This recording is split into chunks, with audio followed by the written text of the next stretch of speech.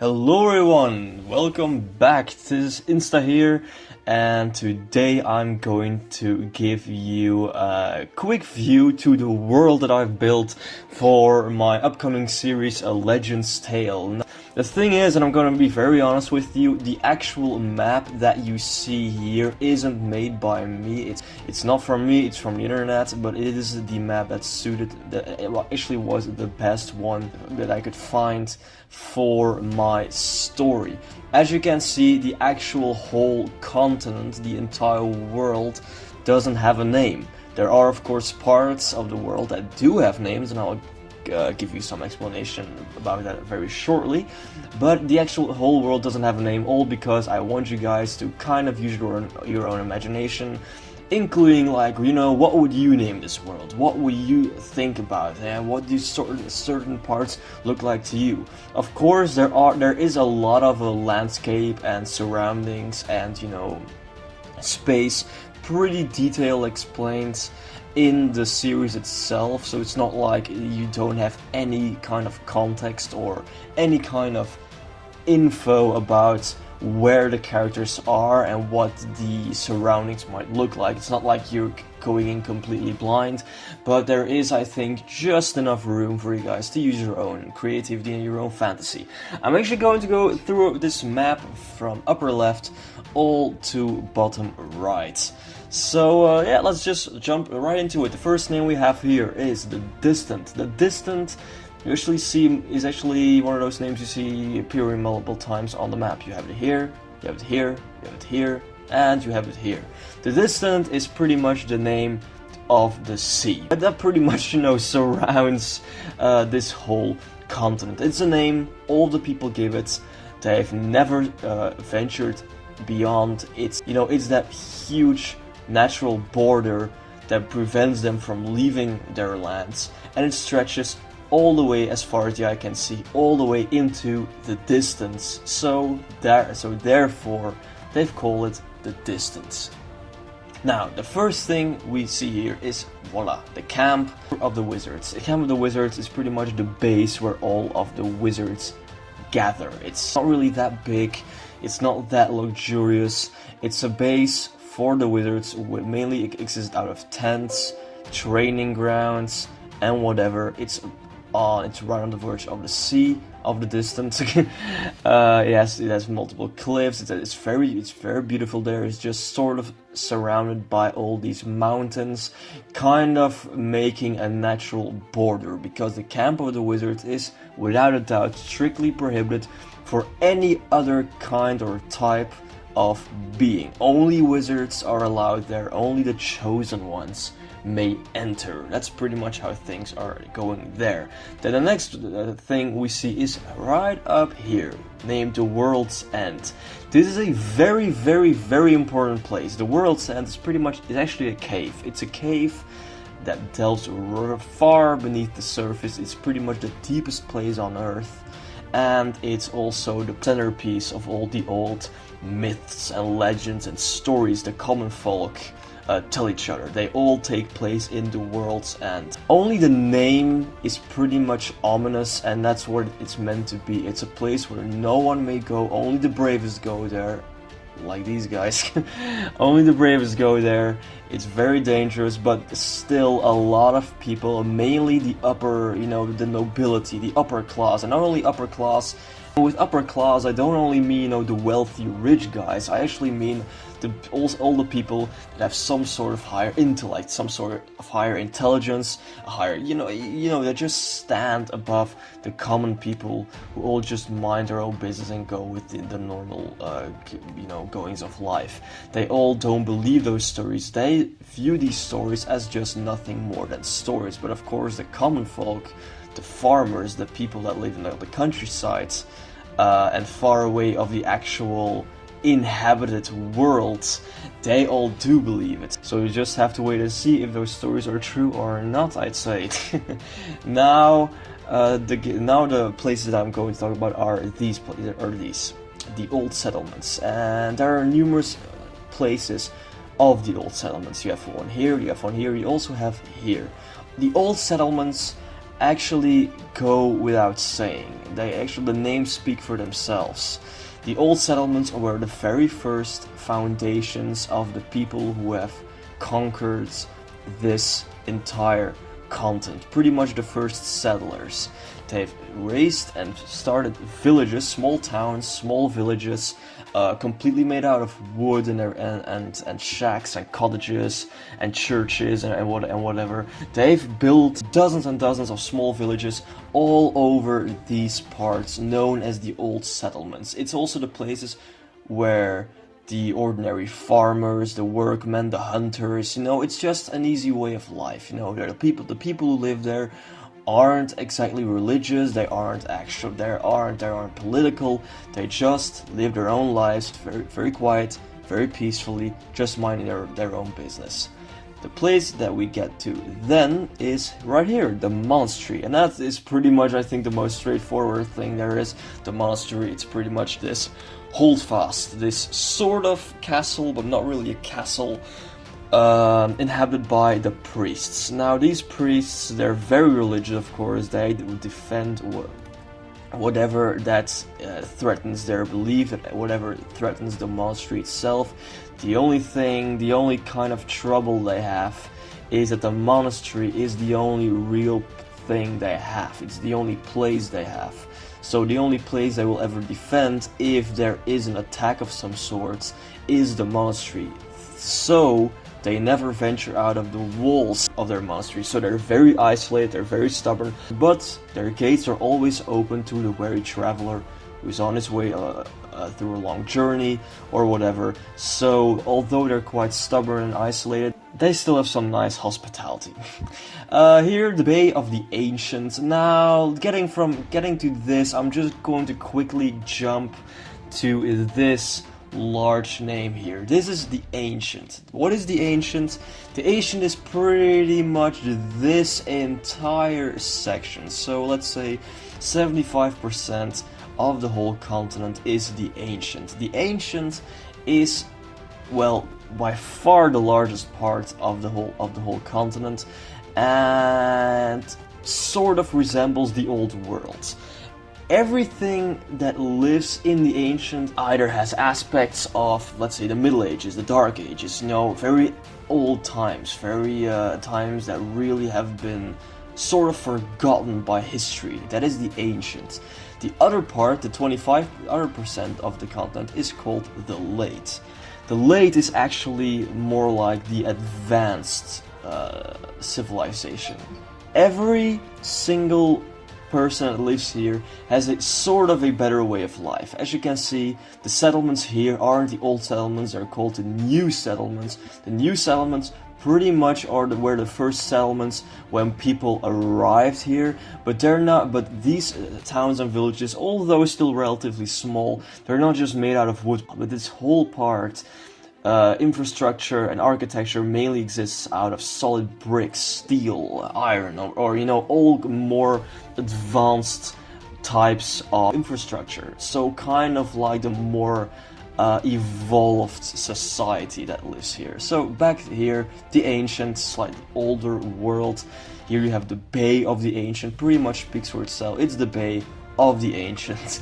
Here again you have some old settlements. Here, the Fortress of Anthea. Fortress of Anthea. Who's Anthea, you might ask? Anthea is actually the queen of the Ancients. The Ancient is ruled by a queen. Queen Anthea is pretty much one of the most feared, let's say feared by some, worshipped by others, woman of the whole world. There's not a single person in the entire continent that doesn't know her name. There are plenty of people who fear her. There are probably even more people who admire her and who stand by her side. She's the queen, and she sits right here in her fortress. Then here you have the Royal Harbor. The Royal Harbor is the place where all the ships and the entire fleet of Queen Anthea lie. That's the Royal Harbor. Quick side note, every place that you'll ever hear in my series that starts with Royal all refers to Anthea and the Queen. That's a kind of little fun but yet important fact that you need to know. Then we're going to jump into here the platinum mines. Platinum mines are actually the mines for the capital. And this is something else. As I said, every name that has the adjective royal in front of it refers to the Queen Anthea. Whenever you see the same thing, but instead of royal it says platinum, it actually refers to the capital, the late. You know, that's kind of one of the differences between the ancient and the late. The ancient refers to royalty, the late will always refer to platinum. Platinum mines here, the mines that make, you know, materials and weaponry for the capital, and here the platinum port, which actually is the fleet, but then of the capital. The capital, very quickly, is pretty much the biggest and most important city of the whole continent. There's not a single place in the ancient that is like the capital. The capital is huge. It's a huge city. It has a river flowing through it, as you can see. It has buildings, it has huge buildings. It has an entire arena even where gladiators fight. So kind of Roman Greek-esque styles that have inspired me to make a capital. But just imagine this huge and grand city with, of course, the town hall being the big castle. Now, as I told you, the ancient is ruled by a queen who sits in her fortress.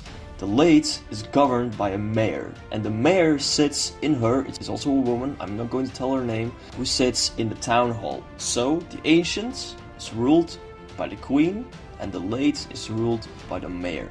That's a quick tip.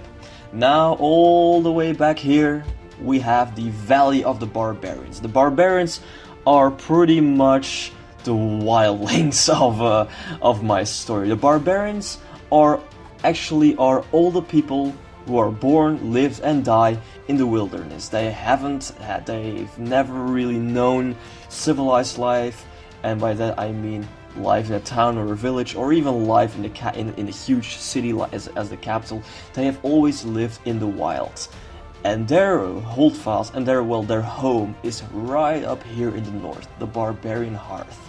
It's also a huge camp, all with tents.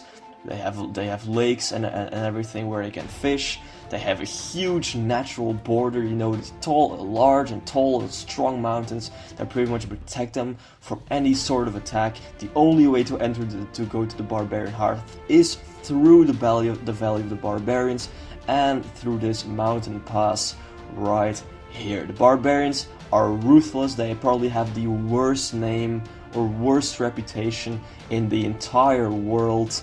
But if it's deserved or not, you'll just have to see for yourself.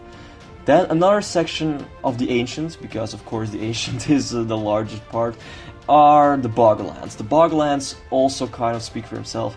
Boglands is this entire area, you know, it's the part of the map that's kind of more dull, and it's basically one giant swamp. It has some rivers, it has some lakes, it has a forest, it's mostly plains, you know, flat plains, but it's all swamp-like. So it's kind of a very depressing, dull place. So yeah, that's pretty much that. Up here we have the Forest of Valmore, which is the largest forest there is. It borders right next to the mountains that surround the Barbarian Hearth. Forest of Valmore, there's not really that much importance there as of yet, of course. It's just the largest forest of the entire world. Here, next to the forest, only plains, just plains as far as the eye can see, called the Fallon Plains. Here we have the coast again, of course, the distance. And here we have High Keep. High Keep is a town, it's a village on the cliffs. It's completely made out of wood. More specifically, it's completely made out of wreckages of old ships, more like pirate ships. Because as you can see here, it's settled right in the Cove of Black Sails. The Cove of Black Sails is the cove, or more like the bay, where all the pirates live. And their hometown or their home village is High Keep. It's let's say a medium-large town right on the cliffs. And it's completely made out of wreckages from ships. So all the buildings, all the bridges, everything is completely made out of old ship parts. So I thought that is a pretty neat detail right there. I think that is all we have to talk about when it comes to the ancient, because now we definitely have to go to the late, although I also have explained a little bit of the late. The late and the ancient. Now you might wonder, okay, but where exactly is it where the ancient and the late separate from each other? Well, it's here. As you can see, there is a line here that I've made, and this entire line is a wall. This wall is called the world's beginning. As you can see right here, kind of a contradiction. The world's end, a cave right here, and here it's the world's beginning. Now, the world's beginning, that name has actually been given from the inhabitants of the late, because the inhabitants of the late are far more arrogant and far more, let's say, cocky than the ones who inhabit the ancient. The inhabitants of the late are very convinced that they just have a better standard of life. You know, they're more involved, they live under better circumstances, they just have it easier, have it better, and they pretty much everything they have and everything they do is more advanced or done in a more advanced way as the people do it in the ancient. Therefore, they consider the late is just the world, and the ancient is kind of like, you know, this forgotten place where you shouldn't go to. Therefore, the wall to very clearly separate. That wall has also been built by the people of the late, under the command, of course, of the mayor of the capital. And this wall is called the world's beginning, because this is the only world that's worth mentioning, the only 25% of the entire continent that is worth living in, according to the people that live here. Of course, I'm talking in general. There are plenty of people who live here that are far more humble, but you'll see. Then here, the new settlements also explain that. The capital, the Platinum Port, is the port where the fleet rests of the capital, the distant right here.